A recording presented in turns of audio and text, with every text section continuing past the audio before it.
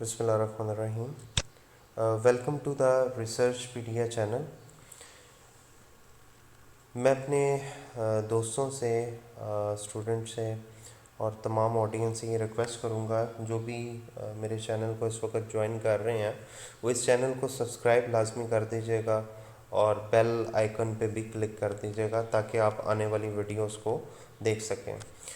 दोस्तों, आज हमारी जो डिस्कशन है वो फाइनेंशियल गोल्स और stages in financial life cycle हैं कि हम कितनी तरह के जो गोल हैं वो सेट कर सकते हैं और किन किन स्टेजेस से हम गुज़र सकते हैं अपनी फाइनेंशियल लाइफ साइकिल की।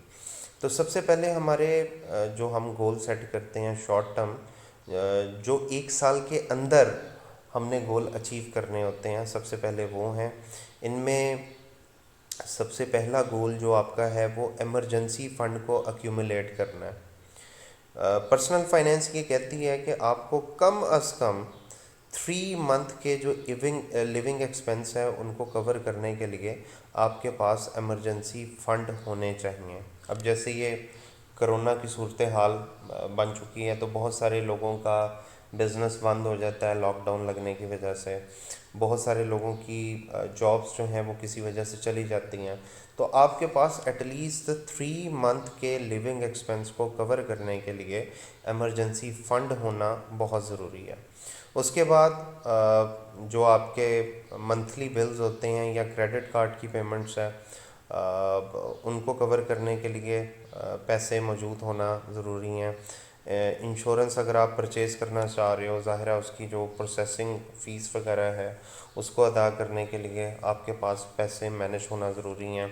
ठीक है, आप कोई जो है वो छोटी चीज़ परचेज़ करना चाह रहे हो जिसे आप विद इन 1 मंथ 1 ईयर आप परचेज़ करना चाह रहे हो, जैसे कि बाइक परचेज़ करना, वॉशिंग मशीन परचेज़ करना, फ्रिज परचेज़ करना, एयर कंडीशनर परचेज़ करना।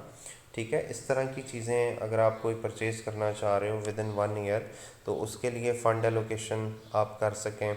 फिर आपका घूमने फिरने का प्लान है विद इन द कंट्री या आउट ऑफ द कंट्री, आप टूर करना चाह रहे हो तो उसकी भी फाइनेंसिंग इसके अंदर शामिल है। तो ये आपके शॉर्ट टर्म फाइनेंशियल गोल्स हैं जिन्हें आपने एक साल के अंदर अंदर अचीव करना होता है। इसी तरह फिर जो सेकंड कैटेगरी है that is intermediate term financial goals, जिन्हें हमने 1 से 10 साल के अंदर अंदर अचीव करना हो, यानी जिनकी मुद्दत जो है वो 10 साल से कम हो, जिन्हें 10 साल के अंदर अंदर अचीव करना हो, उनको हम इंटरमीडिएट टर्म फाइनेंशियल गोल्स कहते हैं। इसमें जैसे सबसे बड़े बच्चे की कॉलेज फ़ी इकट्ठी करना, आपका जो बच्चा सबसे बड़ा है जो अगले को 2-3 सालों में कॉलेज ज्वाइन करने वाला है, ठीक है, उसकी फ़ीसें इकट्ठी करना, उसके लिए सेविंग करना, ये आपका इंटरमीडिएट टर्म फाइनेंशियल गोल है। फिर इसी तरह डाउन पेमेंट करना, अगर मैं कोई गाड़ी या घर परचेज़ करना चाह रहा हूँ तो उसकी जो एडवांस पेमेंट होती है या डाउन पेमेंट होती है उसके लिए सेविंग करना, क्योंकि बाकी रकम तो आप इंस्टॉलमेंट में अदा कर लोगे। ठीक है, इसी तरह कोई मेजर डेट है, आपने बैंक वगैरह से कोई कर्ज़ा लिया है जिन्हें आपने 5 साल में, 10 साल में, 3 साल में, 2 साल में अदा करना है, तो उसकी अदायगी आपका इंटरमीडिएट टर्म फाइनेंशियल गोल है। इसी तरह कोई शादी वगैरह का इवेंट आ सकता है जिसको फाइनेंस आप करना चाह रहे हैं तो उसके लिए पैसों की अरेंजमेंट। इसी तरह आप कोई घर वगैरह परचेज़ करना चाह रहे हैं, ठीक है, तो वो भी आपका इंटरमीडिएट टर्म फाइनेंशियल गोल में आ सकता है। इसी तरह आपके कुछ लॉन्ग टर्म फाइनेंशियल गोल्स होते हैं जिन्हें आप 10 साल की मुद्दत के बाद अचीव करना चाह रहे होते हैं। जैसे आपके जो सबसे छोटे बच्चे हैं जिन्होंने अभी ग्रो करना है, बड़े होना है, फिर स्कूल जाएंगे, स्कूल के बाद वो कॉलेज जाएंगे, फिर यूनिवर्सिटी जाएंगे, तो उनके लिए अभी से अगर आप सेविंग स्टार्ट कर देते हैं, ठीक है, ताकि जब वो 10 साल बाद वो जवान हो, बड़े हों, तो उन्होंने स्कूल, कॉलेज या यूनिवर्सिटी ज्वाइन करनी है तो उनकी फ़ीसें कैसे अदा होंगी। ठीक है, रिटायरमेंट के बाद जिस घर में आपने रहना है उसकी परचेज़ के हवाले से अगर आप अभी से सेविंग स्टार्ट कर दो तो वो भी आपका लॉन्ग टर्म फाइनेंशियल गोल है। ठीक है, इसी तरह रिटायरमेंट के बाद की ज़िंदगी जो है, एक स्टैंडर्ड लाइफ रिटायरमेंट के बाद जीने के लिए भी आपको पैसे चाहिए। तो उस फंड की एलोकेशन, घर का कोई बूढ़ा है जो इस वक्त तो जवान है लेकिन तब तक 10 साल बाद वो इतना बूढ़ा हो जाएगा कि शायद उसके लिए अपनी टेक केयर करना पॉसिबल ना हो, तो उसकी टेक केयर के लिए आप क्या इंतज़ाम करते हैं? माइट भी आपको टेक केयर के लिए किसी को रखना पड़ जाए जो टांगें दबाए, जो उनको टाइमली दवाई दे, ठीक है, इस तरह की चीज़ें। इसी तरह 10 साल बाद माइट भी आपने कोई बिज़नेस स्टार्ट करना हो तो उसके लिए फाइनेंसिंग नीड पूरी करना। तो ये बेसिकली ये सारे के सारे आपके लॉन्ग टर्म फाइनेंशियल गोल्स में आ जाते हैं। सो फाइनेंशियल गोल्स जब आप सेट करते हैं तो 3 तरह के आपके फाइनेंशियल गोल्स आपको फेस करने पड़ सकते हैं, शॉर्ट टर्म, इंटरमीडिएट और लॉन्ग टर्म। हमें ये पता होना चाहिए कि कौन सा गोल हमने कितने अरसे में अचीव करना है, उसके अकॉर्डिंगली उसकी सेटिंग कर देना, that is financial goal setting. अच्छा, इसी तरह जब आप अपनी लाइफ के मुख्तलिफ फेजेस से गुज़र रहे होते हो तो फाइनेंशियल लाइफ साइकिल एक डेवलप होता है जिसमें 3 स्टेजेस हैं। स्टेज 1 है, स्टेज 2 है और स्टेज 3 है। स्टेज 1 जो है वो आपकी 54 इयर्स और उससे पहले का अरसा है। इसके अंदर आप फैमिली फॉर्मेशन करते हो, ठीक है, टैक्स प्लानिंग और स्टेट प्लानिंग भी आपकी स्टेज 1 के आखिरी मरहले से स्टार्ट हो जाती है। इसके अलावा आप अपने गोल्स को अचीव करने के लिए सेविंग स्टार्ट कर देते हो। इंश्योरेंस प्लानिंग भी आप इसी स्टेज पे स्टार्ट कर देते हो। घर को परचेज़ करने के हवाले से भी इब्तदाई इक़दाम आप इसी से उठाते हो और कोशिश करते हो कि 54 इयर्स की एज कंप्लीट होने से पहले पहले आप घर खरीद लो। इसी तरह इनिशियल गोल सेटिंग भी आप इसी मरहले पे करते हो। इसी तरह जो स्टेज 2 है वो रिटायरमेंट तक पहुंचने की जो है वो एज होती है, क्योंकि ये कॉन्टेक्स्ट जो है वो यूएसए के रेफरेंस से लिखा गया है। तो यूएसए में जो रिटायरमेंट की एज है वो 65 से स्टार्ट होती है, जबकि पाकिस्तान और इंडिया में जो रिटायरमेंट की एज है वो 60 है। तो बेसिकली स्टेज 2 तब स्टार्ट होती है जब आप 55 इयर्स पे पहुंच जाते हो, यानी उसके बाद आपके रिटायर होने तक जो है वो आपके पास सिर्फ 10 इयर्स होते हैं। तो उसके अंदर जो है वो आप अपने रिटायरमेंट गोल्स को रीअसेस करते हो। अपनी रियल एस्टेट प्लानिंग उसमें भी आपकी चलती है।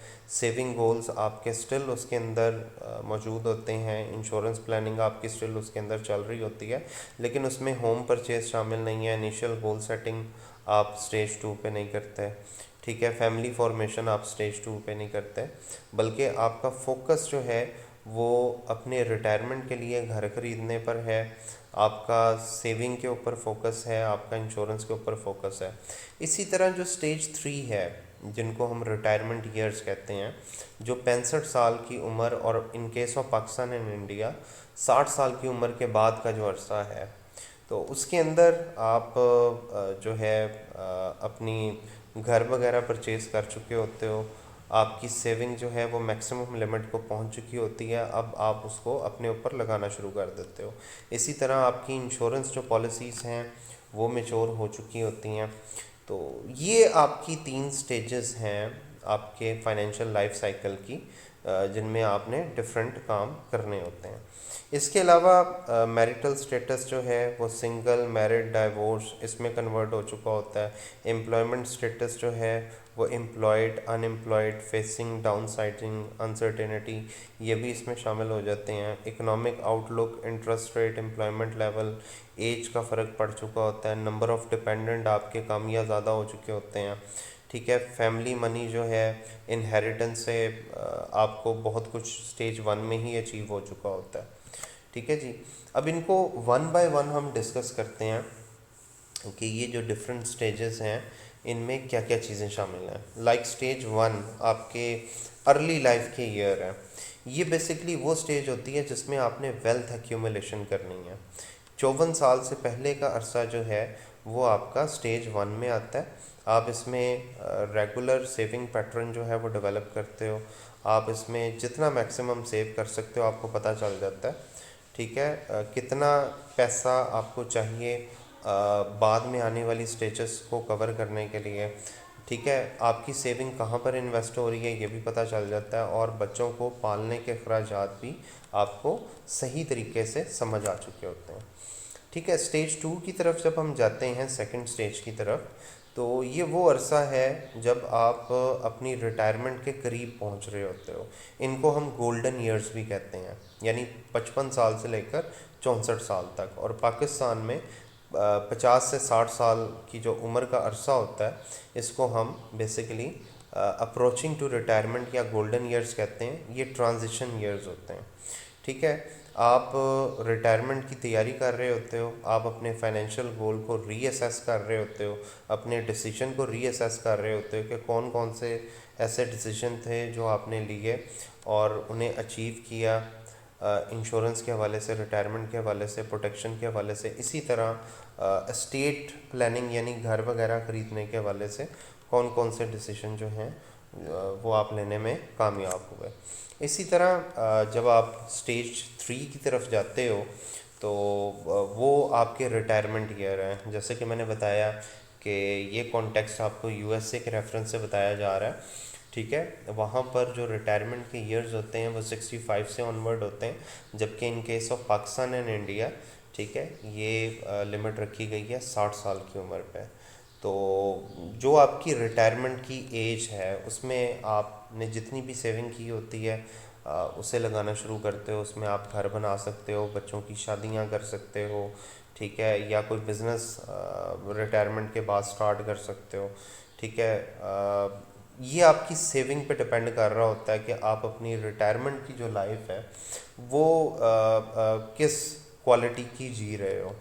ठीक है, इसी तरह आपकी जो स्ट्रेटजी होती है वो लेस रिस्क की होती है, क्योंकि ज़ाहिर सी बात है जिस पर्सन ने पूरी ज़िंदगी पैसे सेव किए हों वो एकदम से अपने पैसे डुबोने की तरफ नहीं जाएगा। वो एक्सपीरियंस आपने लाइफ के पहले फेज़ में जो है उसको एक्सपीरियंस कर लिया होता है। तो जो आपकी रिटायरमेंट एज होती है उसमें आप लेस रिस्की इन्वेस्टमेंट स्ट्रेटजी को अडॉप्ट करते हैं। इसी तरह आपको नर्सिंग वगैरह की, होम प्रोटेक्शन की बड़ी ज़रूरत होती है। ठीक है, कोई ना कोई आपके पास टेक केयर करने वाला होना चाहिए जो आपकी खाने पीने का, आपके आराम का, ठीक है, आपकी मेडिसिन्स का ध्यान रखे। एस्टेट प्लानिंग डिसीजन आप घर वगैरह बनाने के हवाले से लाजमी करते हो, डॉक्यूमेंटेशन के हवाले से लाजमी करते हो। तो ये थर्ड स्टेज थी। इन स्टेजेस से गुज़र के आप कंप्लीट फाइनेंशियल जो प्रोटेक्शन है वो हासिल कर पाते हो। मैं अपने ऑडियंस से, अपने देखने वालों से ये गुजारिश करूँगा कि वो चैनल को लाजमी सब्सक्राइब कर लीजिएगा। उम्मीद करता हूँ कि इस वीडियो के ज़रिए आपकी काफ़ी लर्निंग हुई होगी और आपको समझ आ गई होगी कि हमारे फाइनेंशियल गोल्स किस तरह से डिफरेंट कैटेगरीज़ में डिवाइड होते हैं और हमारी जो फाइनेंशियल लाइफ साइकिल है वो क्या है, और डिफरेंट फेजेस के अंदर हमने क्या क्या फाइनेंशियल डिसीजन करने होते हैं। बहुत शुक्रिया वीडियो को देखने का।